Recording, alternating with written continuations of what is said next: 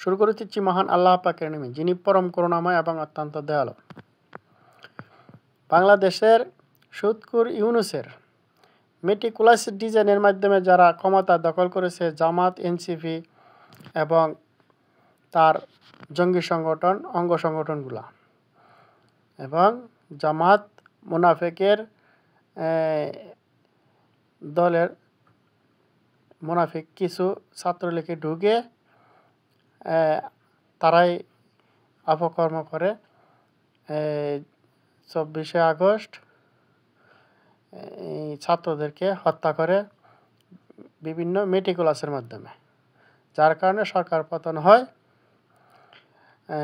হাসিনা সাবেক নয় বর্তমান প্রধানমন্ত্রী ভারতে আশ্রয় নিয়েছে। তাদের বক্তব্য, বর্তমানে প্রধানমন্ত্রীর ফাঁসির রায় আদেশ হয়েছে, তাকে এক্ষুনি তাদের হাতে তুলে দেওয়া হোক। তা ভারতের অবস্থান, ভারতে ব্যাখ্যা করছে এভাবে যে হাসিনা প্রধানমন্ত্রী বাংলাদেশ থেকে ভারতে চোরাই পথে প্রবেশ করে নাই, সীমান্ত চোরাইভাবে ফাঁড়ি দেয় নাই। তিনি ভারতে আশ্রয় নিয়েছে। আশ্রয় নেওয়ার আগে সামরিকভাবে ভারতের সাথে যোগাযোগ করাইছে যেন ওনার আকাশ সীমা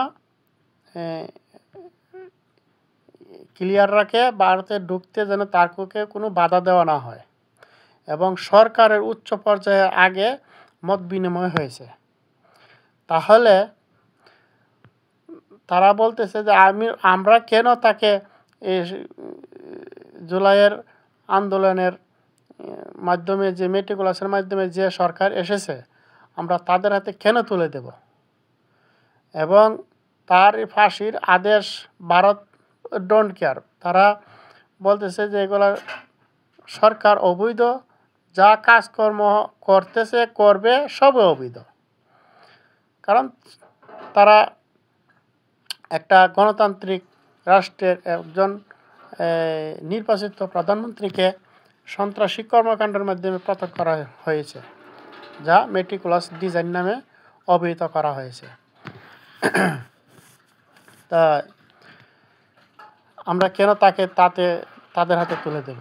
তিনি তো চোরাই পথে আসেন নাই যে তাকে সন্ত্রাসী বা বিভিন্ন দিয়ে আমরা ফেরত দেব। কারণ বাংলাদেশের সাথে ভারতের চুক্তি হচ্ছে এই, তোমার দেশের অপরাধী আমার দেশে আসলে, আমার দেশের অপরাধী তোমার কাছে গেলে আমরা বন্দি বিনিময় মাধ্যমে হস্তান্তর করব। আমাদের আঞ্চলিক নিরাপত্তার কারণে যাদের সন্ত্রাসী আছে তাদেরকে করতে হবে,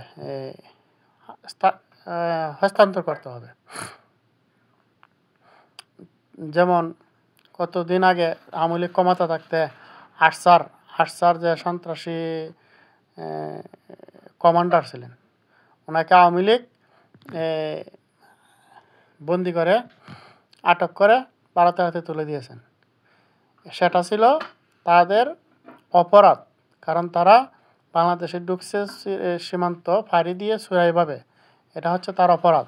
কিন্তু প্রধানমন্ত্রী তো ইন্ডিয়া প্রবেশ করেছে চোরাইভাবে নয়, এটা এক হলো সামরিকভাবে, তারপর আবার সরকার টু সরকার কন্ট্রাক্টের মাধ্যমে ঢুকছে।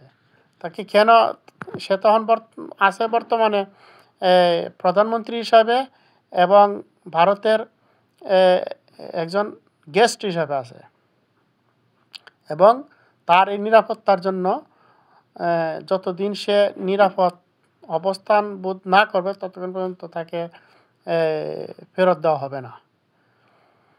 এবং তার এই আন্তর্জাতিক আদালত কার্যক্রমের সব কিছু অবৈধ, এগুলো সব কিছু বানানো।